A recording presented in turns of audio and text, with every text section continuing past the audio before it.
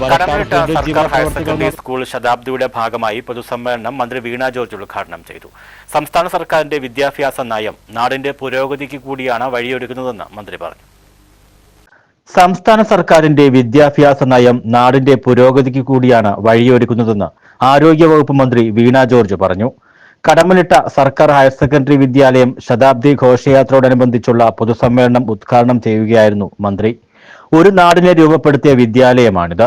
സാമൂഹിക, സാമ്പത്തിക, സാംസ്കാരിക പുരോഗതിയിലും പങ്കുവഹിച്ചു. വിദ്യാലയം സ്ഥാപിച്ച കാവുങ്കോട് ഗോവിന്ദക്കുറുപ്പിന്റെയും പുത്തൻപുരയ്ക്കൽ വർഗീസ് കത്തനാരുടെയും സേവനം എന്നും ഓർക്കാം.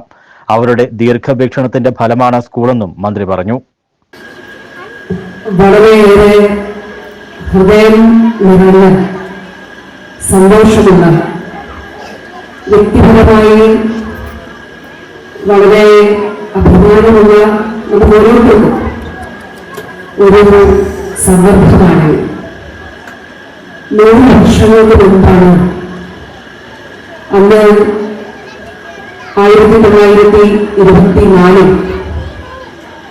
ശ്രീമൂലം പെരുന്നാൾ രാമവർമ്മ മഹാരാജാവ് കടമനിട്ട ദേശത്തിനു വേണ്ടി ഒരു സ്കൂൾ അനുവദിച്ചു നൽകിയത്.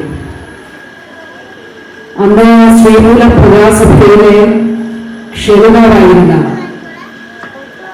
യശസ്വരീയനായ കാവുങ്കോട് ഗോവിന്ദക്കുറുപ്പ് അവർ, അദ്ദേഹമാണ് ഈ സ്കൂൾ സ്ഥാപിച്ചത്.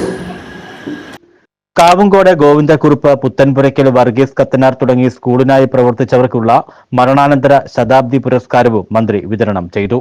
നാരങ്ങാനം ഗ്രാമപഞ്ചായത്ത് പ്രസിഡന്റ് മിനി സോമരാജൻ അധ്യക്ഷത വഹിച്ചു. ജില്ലാ പഞ്ചായത്ത് അംഗം ജോർജ് അബ്രഹാം, സ്വാഗത സംഘം chairman VK Purushothaman Pillai, Kerala folklore academy അംഗം സുരേഷ് സോമ, പ്രിൻസിപ്പൽ PV ഗീതകുമാരി, ജനപ്രതിനിധികൾ, അധ്യാപകർ, വിദ്യാർത്ഥികൾ തുടങ്ങിയവർ പങ്കെടുത്തു.